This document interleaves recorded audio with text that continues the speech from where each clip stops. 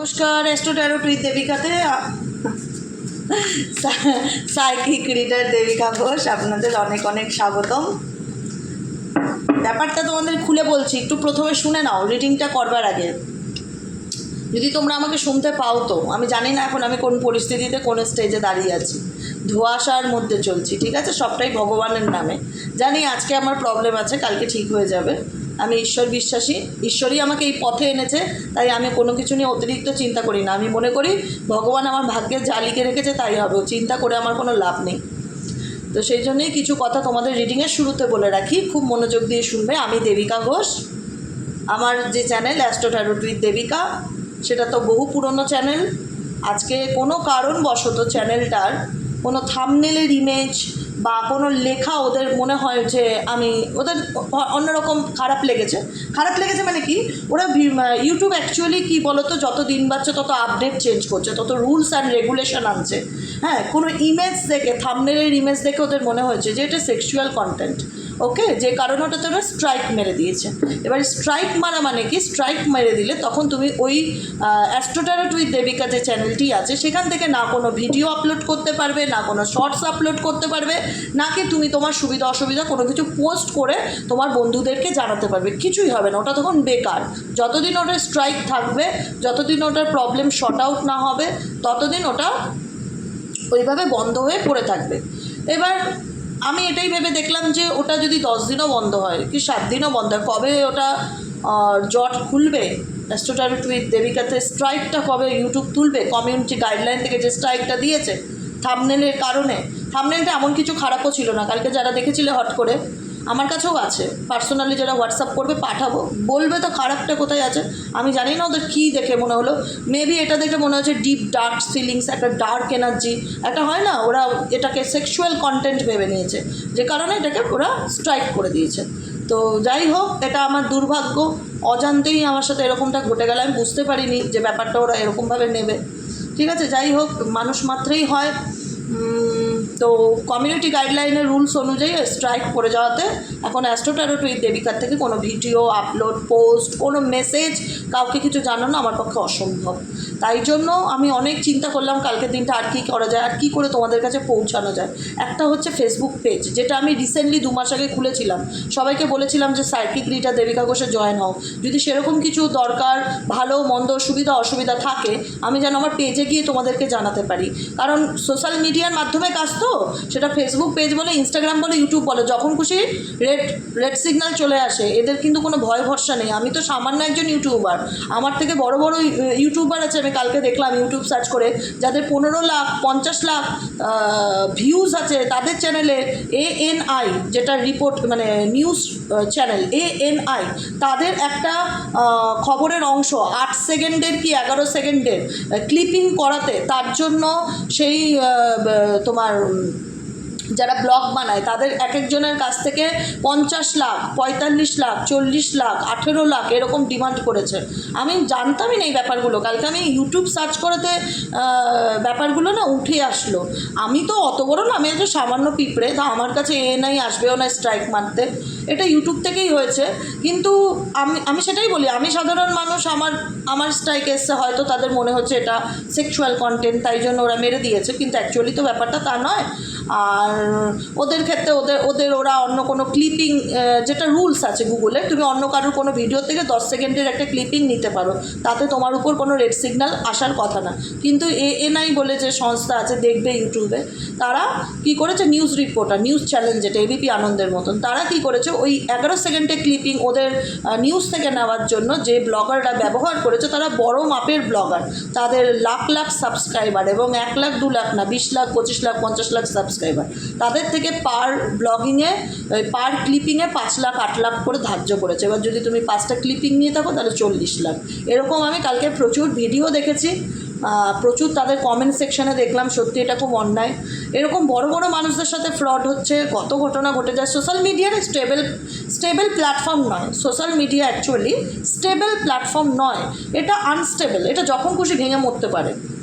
এই জন্য এটা আমার অনেক আগেই ভাবা উচিত ছিল যে আমি একটা অপশনাল ইউটিউব চ্যানেল খুলে রাখি, যদি কখনো কোনো আমার প্রবলেম হয়, বিপদ আপদ হয়, আমি অপশনাল চ্যানেলটা সবার জানা থাকলে সেখান থেকে আমি ভিডিওটা আপলোড করতে পারবো। কিন্তু আমি করব বা আমি এতটা হয়তো আমারই নেগলিজেন্সি, আমি গুরুত্ব দেইনি, যে কারণে আমি আজকে এরকম একটা সমস্যার মধ্যে পড়ে গেছি।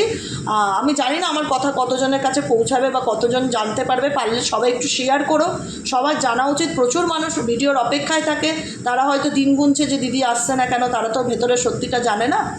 তো সেক্ষেত্রে আমি খুবই একটা মানসিক অশান্তির মধ্যে দিয়ে যাচ্ছি, কিন্তু তবু আমি হার মানা তো পাবলিক নই, আমি লড়তে ভালোবাসি। আমি জানি আমার সামনে যেরকম চ্যালেঞ্জেস আসুক আমি ঠিক মাথা ঠান্ডা করে বেরিয়ে আসতে পারবো। আমার হয়তো সময় লাগবে কদিন, আমি ভগবান বিশ্বাসী, তো ধৈর্য ধরবো, পেশেন্স রাখবো, হুড়হুড়ি করবো না, সব ঠিক হয়ে যাবে, এটা আমি মনে করি। আজকে দিনটা খারাপ যাচ্ছে বলে সব তো আর খারাপ যাবে না। তো সেই জায়গা থেকে তোমাদের সাপোর্টটা আমার সবথেকে বড় এখন হয়ে গেছে যুদ্ধের অস্ত্র। তোমরা প্রত্যেকে যারা আছো একটু ভালোবেসে পাশে থাকো, সাপোর্ট করো, লাইক করো। যারা নতুন আছো, আমাকে শুনতে পাচ্ছ যেখান থেকে হোক, অ্যাস্ট্রোটারোতে তো দেখতে পারবে না, psychic reader Debika Ghosh YouTube চ্যানেলে, সেখানে গিয়ে সাবস্ক্রাইব করো, কমেন্ট করো, শেয়ার করো, যাতে সবার কাছে আমি পৌঁছাতে পারি। বুঝতে পেরেছো কী বললাম? একটু হেল্প করো, আমার তোমাদের সাহায্যের প্রয়োজন, পরিষ্কার কথা, আমাকে সাহায্য করো যাতে আমি এগিয়ে যেতে পারি, যাতে মানুষ আমাকে খুঁজে পায়। এটাই হচ্ছে কথা, সেটাও তোমাদের মাধ্যম দ্বারা। আমার একটা ফোনে আর কত কী হবে? তো সে কারণেই আমি কথাগুলো তোমাদেরকে বলে রাখলাম। জবে স্ট্রাইক উঠবে, এবার সেটা 10 দিন পরে হতে পারে, 1 মাস পরে হতে পারে, তখন আমি আবার অ্যাস্ট্রোটারোর থেকেও ভিডিও আপলোড করা শুরু করব। কিন্তু আপাতত আমি হাত গুটিয়ে বসে থাকতে পারি না, আমি বসতে পারি না, আমাকে কাজে বসতে হবে, নাহলে আমি পাগল হয়ে যাব কাজ না করলে। তো আমি যে কারণে আমার রাতারাতি একটা ইউটিউব চ্যানেল খুললাম, সাইকিক রিডার দেবিকা ঘোষ, আমার ফেসবুক পেজের নামেই সাইকিক রিডার দেবিকা ঘোষের নামেই। তো আমার ছবি দেখলেও বুঝতে পারবে। পেজেও আমি ভিডিওটা আপলোড করব, এবার আমি ইউটিউবেও আপলোড করব। এবার নতুন তো ইউটিউব চ্যানেলটা, আমি জানি না আপলোড করলে কতজন দেখতে পারবে। 4 জন দেখলাম সাবস্ক্রাইব করেছে, মেবি 4 জনের কাছে গেছে।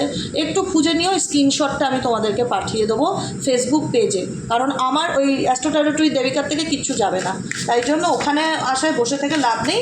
ওটা জবে যা হবে দেখা যাবে, তা বলে তো বসে থাকতে পারি না। মানুষ জীবন, লড়াই করে বাঁচতে হবে। আমি প্রত্যেকটা মুহূর্তে বলি, আমি দেবিকা ঘোষ সত্যিই সারা জীবন খুব লড়াই করেছি।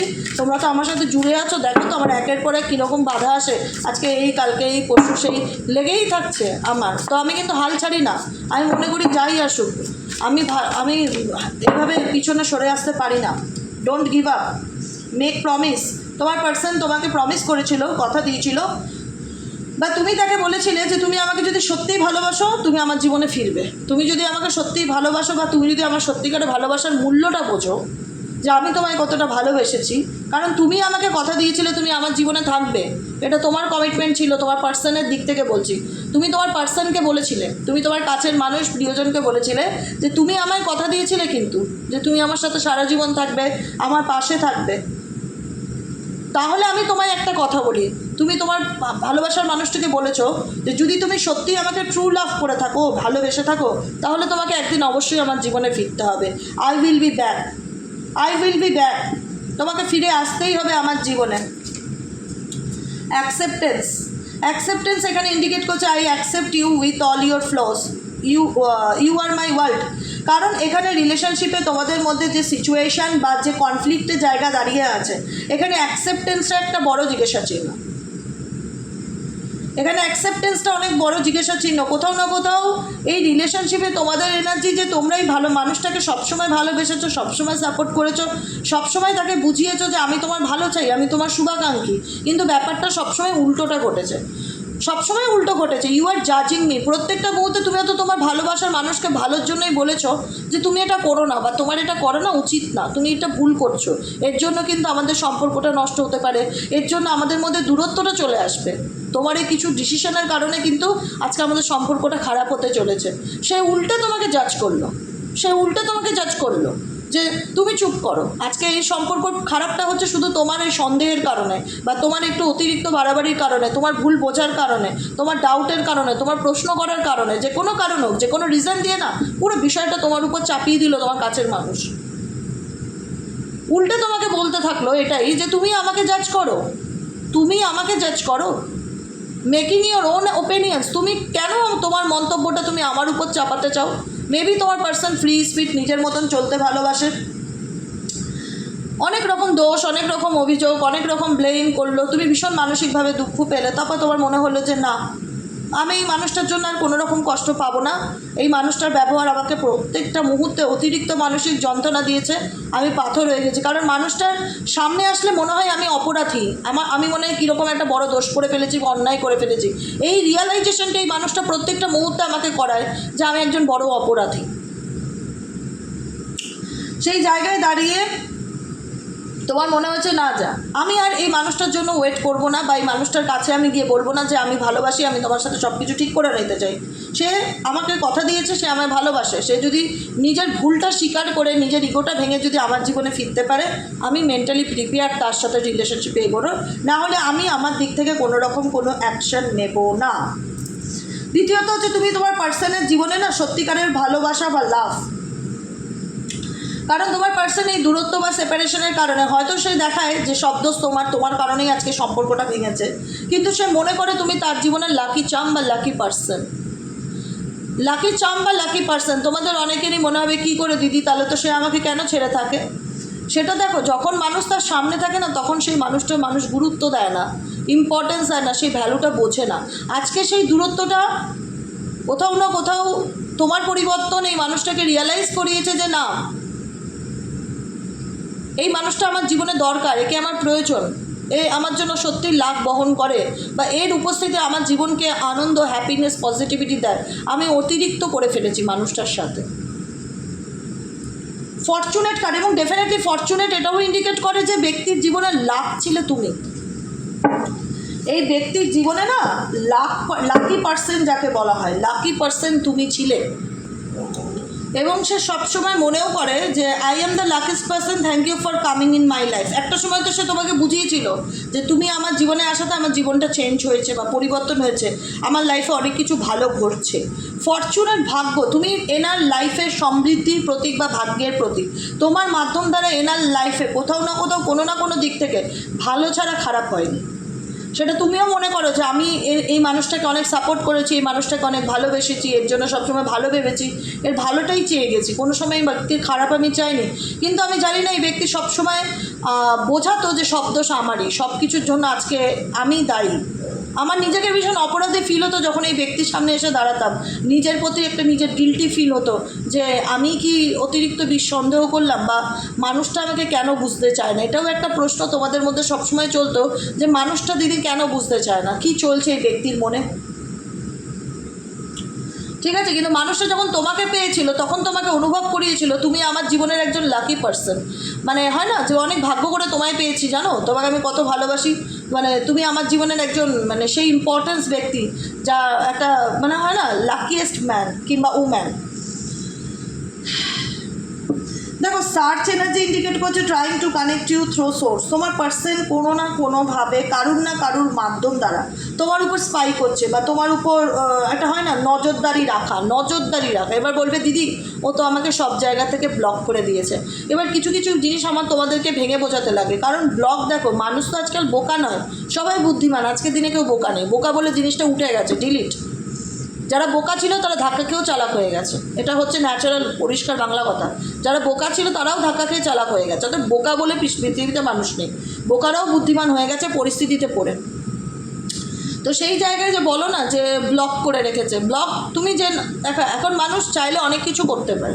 তোমার ব্যাপারে খোঁজ নিতে গেলে বা তোমার ব্যাপারে যদি আমি জানতে চাই ডিটেলস, তুমি পার্টে কার সাথে কথা বলছো, তোমার ফোনে কজনের ফোন ঢুকছে, আমি সমস্ত ইনফরমেশন বার করতে পারি। এটা অনেকেই জানে এই ওয়েটা বা টেকনিকটা, যে কী করলে একটা মানুষের কল লিস্ট বার করা যায়, কী করলে একটা মানুষের জীবনে কী চলছে জানা যায়, জানা যেতেই পারে। শুধু ওই একটা নম্বরে ব্লকই এটা নির্ধারণ করে না সে তো আমাকে ব্লক করে রেখেছে। এখন একটা মানুষ মোটেও একটা ফোন ইউজ করে না, মাল্টিপল যারা এরকম টাইপ অফ মানুষ না, তারা মাল্টিপল ফোন, মাল্টিপল সিম, মাল্টিপল অ্যাকাউন্ট ইউজ করছে। তুমি যেটা দেখছো তার বাইরেও একটা কিছু জগৎ আছে যেটা হয়তো তোমার সামনে আসছে না বা তুমি বুঝতে পারছো না। কিন্তু এখানে সার্চ এটাই ইন্ডিকেট করছেন যে তুমি যাকে দেখছো বা যার জন্য রিডিংটা দেখছো সে কোথাও না কোথাও সবসময় চেষ্টা করে তোমার জীবনে কি চলছে সেটা জানার। তোমার জীবনে কি চলছে সেটা জানা, trying to connect you through source means এখানে কোনো সোর্সের মাধ্যমে। হয়তো তোমার বন্ধু তোমার সাথে ফেসবুকে রয়েছে বা হোয়াটসঅ্যাপে রয়েছে, তার সাথে তার আবার সম্পর্ক আছে কোনো না কোনোভাবে, সেটা তুমি জানো না। তোমার রিলেটিভের সেই ব্যক্তির সাথে সম্পর্ক আছে, সেটা তুমি জানো না। বা দুঃসম্পর্কের কোনো আত্মীয়ের সম্পর্ক আছে, তার মাধ্যমে তোমার আপডেট নিচ্ছে থ্রো সোর্স। এখানে ডিরেক্টলি যে সে তোমার মেসেজ নিচ্ছে বা সে তোমার ব্যাপারে জানার চেষ্টা করছে সেটা না। বা কোনো সোশ্যাল মিডিয়া সোর্স হতে পারে, বা কোনো রিলেটিভ সোর্স হতে পারে, বা নিয়ার বাই বন্ধুবান্ধব সোর্স হতে পারে। কারুর না কারোর মাধ্যমে trying to connect you through source, কোনো সোর্সের মাধ্যমে তোমার ব্যক্তি তোমার ব্যাপারে জানার চেষ্টা করছে।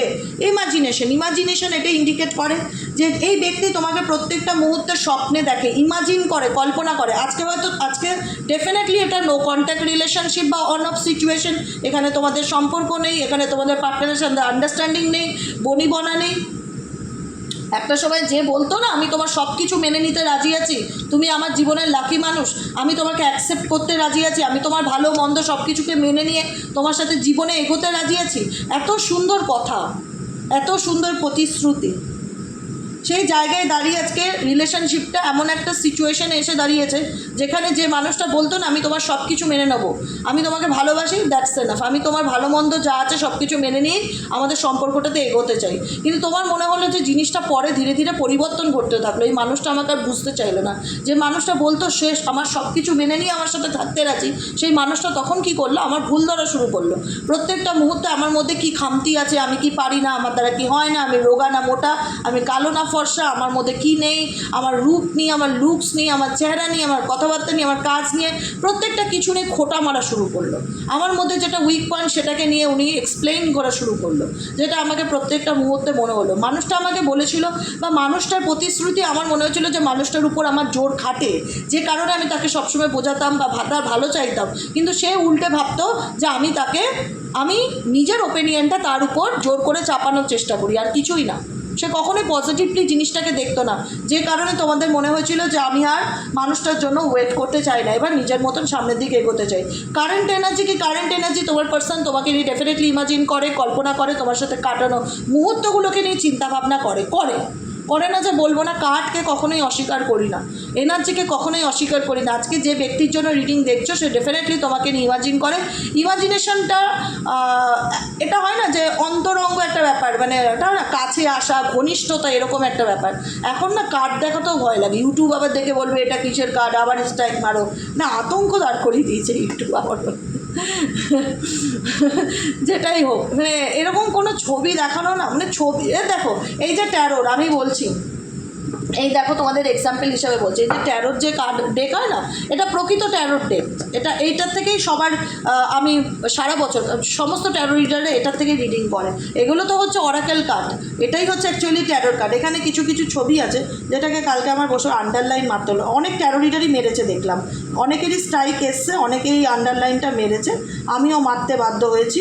দেখলাম না দেবিকা ঘোষ, একবার হয়েছে, দুবার করা যাবে না, চলো এটাকে ডিলিট মারো। এরকম কোথায় জানো কোন কার্ডে আমি এই দেখো দেখেছো তো, এদেরকে আবার পেন দিয়ে আমাকে কালি দিয়ে ঢাকতে হয়েছে। এরকম কোনো ইমেজ, ওপেন কিছু নিউড ফটো বা সিন যদি আসে, অন্তরঙ্গ ছবি আসে, ওটা করে সেক্সুয়াল কন্টেন্ট হিসেবে ধরে নিচ্ছে, তখন সেটার উপরে ওরা স্ট্রাইক মেরে দিচ্ছে। এরকম অনেক ট্যারো কার্ড রিডারের হয়েছে, যে কারণে যখন ওরা রিডিং করে এরকম ঢেকে করে, আমি দেখেছি, আমার নিজের চোখে দেখা, এরকম ঢেকে রিডিং করে। আমারই ওটা ভুল হয়ে গেছে, আমি বুঝতে পারিনি যে ওরা ওই ছবিটার থেকে বা থাম্বনেল থেকে ব্যাপারটাকে এতটা বড় জায়গায় নিয়ে যাবে। লাভার্সের কার্ড ছিল, লাভার্সের কার্ড এখন আমার হাতে আসছে না, এই দেখো দেখাচ্ছি, এ দেখো, দেখেছো, এরা না এরকমভাবে রিডিং করে লাভার্সের কার্ডে, যেন শুধু ফেসটা দেখা যায়, বডিটা দেখলেই তখন এটা সেক্সুয়াল কন্টেন্ট হয়ে যাবে, বুঝতে পেরেছো? জ্বালা আছে জীবনে অনেক, রিডিং করতে গেলেও এখন খুব ভেবেচিন্তে রিডিং করতে হবে, কার্ড দেখে দেখে রিডিং করতে হবে, বা কার্ড দেখানো যাবে না, এরকম ব্যাপার হচ্ছে। তো ইমাজিনেশন করছে তোমার ব্যক্তি, আই অ্যাম ড্রিমিং, আমি দেখি তবুও বলছে I am dreaming about you right now feeling so close, কারণ তোমার মানুষটি প্রত্যেকটা মুহূর্তে এটা ফিল করছে যে সে তোমার সামনে আছে, বা সে স্বপ্নের মধ্যেও তোমাকে নিয়ে ইমাজিন করছে বা কল্পনা করছে যে তোমার ক্লোজ সে আছে, তোমার কাছে সে আছে। এটা একটা ঘনিষ্ঠতার মুহূর্ত সে অনুভব করে তোমার সাথে, তোমার পার্সন বর্তমান মুমেন্টে দেখা যাচ্ছে। ফাইনাল ডেস্টিনেশন কি বলছে, there is no one before or after, you are the only one. যখন এই সম্পর্কের মধ্যে বা সেপারেশন আসলো বা দূরত্ব আসলো, যেটাই আসলো না কেন, এই সেপারেশন বা দূরত্ব এই জিনিসটাই ওনাকে রিয়ালাইজ করালো, কিছু জিনিস দূরত্ব থেকে অনুভব করায় যে তুমি আমার জীবনের ওয়ান অ্যান্ড তুমি আমার জীবনের বিফোর আর আফটার, মানে আগে এবং পরে, you are the only one, এমন একজন মানুষ যে কিনা আমার জীবনের ফাইনাল ডেস্টিনেশন, মানে তুমি আমার জীবনের এমন একজন মানুষ যাকে ছাড়া আমি কিন্তু আর কিছু ভাবতেই পারি না, যে কারণে আমার তোমাকে কোথাও না কোথাও মনে মনে বলতে ইচ্ছে করে, এক্সপ্রেস তো করবে না, I want to say love you, আমি তোমাকে ভালোবাসি, আমি তোমাকে ভালোবাসতে চাই, কারণ তোমার যে চেহারা বা তোমার রূপ, তোমার হাসি, তোমার সৌন্দর্য, তোমার ইনার যেটাকে বলে না মনের সৌন্দর্য, ইনার রিফ্লেকশন, এই মানুষটাকে না প্রত্যেকটা মুহূর্তে সেটা ঝলক আসে চোখের মধ্যে, মনের মধ্যে, স্বপ্নের মধ্যে, সে তোমাকে নিয়ে প্রত্যেকটা মুহূর্তে ভাবে, তোমার হাসি, তোমার সেই কথা বলার ধরন, তোমার সেই জলি মনোভাব, তোমার মানিয়ে নেওয়ার একটা ক্ষমতা, প্রত্যেকটা কিছু, প্রত্যেকটা মানুষের মধ্যে না একটা সুন্দর ব্যাপার আছে, সেই সুন্দর ব্যাপারটা তোমার মানুষটা প্রত্যেকটা মুহূর্তে মিস করে। ইউর কিউট স্মাইল, তোমার সুন্দর হাসি অ্যাট্রাক্টস মি টুয়ার্ডস ইউ, তোমার কাছে যেতে আমাকে অ্যাট্রাক্ট করে, তোমার হাসি, তোমার কথা বলার ধরন, তোমার বলার ভঙ্গিমা, প্রত্যেকটা মানুষের মধ্যে না একটা সৌন্দর্য আছে, সেই সৌন্দর্যটাকে হয়তো সে তখন ফিল করতে পারেনি বা বুঝতে পারেনি, সে ভেবেছিল তোমার সাথে যা করবে এভাবেই হয়তো চালিয়ে যাবে সারা জীবন, কিন্তু যখন তোমার মনে হলো যে না, সে তো আমাকে কথা দিয়েছিল, আমি এবার আমার নিজের গন্তব্যস্থলে এগোতে চাই, সে যদি মনে করে নিজে ভুল করেছে, সে ডেফিনেটলি কামব্যাক করুক, আমি আর তার কাছে কোনো কিছুর জন্য এগোবো না, কারণ আমি যতবার বোঝাতে গেছি, বলতে গেছি, উল্টে সে সব দোষ আমার ঘাড়েই চাপিয়েছে, আমি আর কোনো কিছুর জন্য প্রস্তুত নই।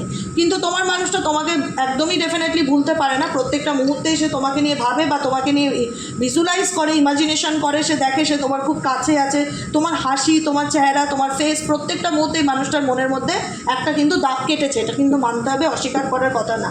আর তোমাদের দেখতে গেলে সবসময় একটা প্রশ্ন এটাই কাজ করে, প্রশ্নটা এটাই থেকে গেল, আমি তো তোমায় সব থেকে বেশি ভালোবেসেছিলাম, আমার ভালোবাসার মধ্যে তো তোমার জীবনে কোনো ত্রুটি ছিল না, কোনো ডাউট ছিল না, তাহলে আমি তোমায় যে এত ভালোবাসলাম, তুমি কেন আমার জীবনটাকে এভাবে হেল্প করলে, কেন আমার মনটাকে এভাবে ভেঙে দিলে? বলতে পারো I loved you so much, I loved you so much. আমি তোমায় একটাই কথা বলতে চাই, তুমি তোমার পার্সনকে সামনে আসলে একটাই কথা বলতে চাও যে আমি তো তোমায় সত্যিই ভালোবাসতাম, আমার ভালোবাসার মধ্যে তো কোনো মিথ্যে ছিল না, তাহলে তুমি কেন এভাবে আমার মনটাকে ভেঙে দিলে? বলতে পারো কেন ভাঙলে?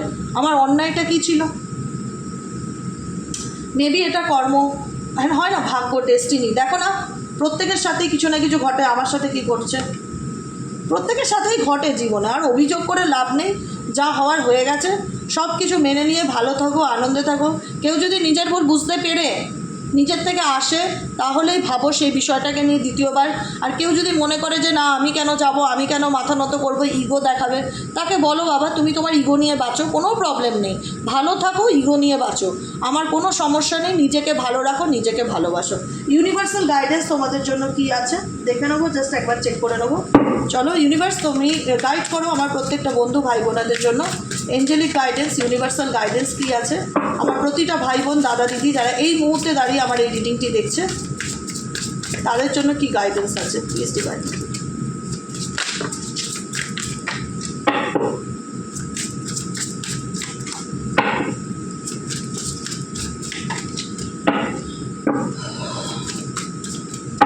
চলো দুটো গাইডেন্স নিলাম। ক্রিটিসিজম, হ্যাঁ ক্রিটিসিজিং, ওকে, রাশিং, আর হচ্ছে রিট্রেটিং। দেখো রিট্রেটিং ইন্ডিকেট করছে তোমার জন্য গাইডেন্স কি, ইয়োর ফিয়ার, এটা গাইডেন্স বলছি তোমাদের জন্য, your fear of being heart has made your retreat, it's time to get out and try again. মানে তুমি যেটা পেয়েছো না, ভীষণ মানসিক যন্ত্রণা, দুঃখ, কষ্ট, অপমান, বদনাম, ভালোবাসার মানুষের কাছ থেকে না ভালোবাসা আর আনন্দটা খুব কম সাময়িক দিনের জন্য পেয়েছো, তোমার জীবনে যেটা লংজিভিটি অনেক দিনের ছিল সেটা নয়, একদমই নয়। ভীষণ সমালোচনার মুখে পড়তে হয়েছে, তোমার পার্টনারের ভীষণ অ্যাগ্রেসিভ রূপ তুমি দেখেছো, সবসময় তোমাকে মানে দুচ্ছাই করা, অপমান করা, কথায় কথায় গেট আউট বলা, কথায় কথায় বলো বেরিয়ে যাও, আমার কিছু আসে যায় না, আই ডোন্ট কেয়ার, এরকম একটা অ্যাটিটিউড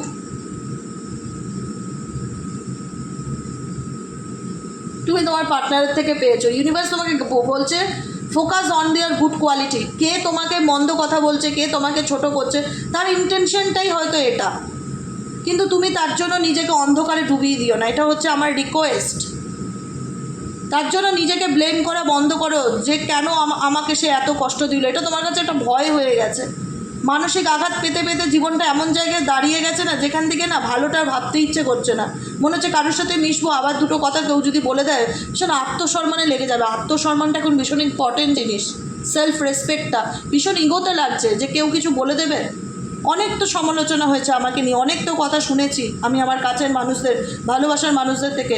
ইউনিভার্স এখন একটাই গাইডেন্স দিচ্ছে, focus on their good qualities.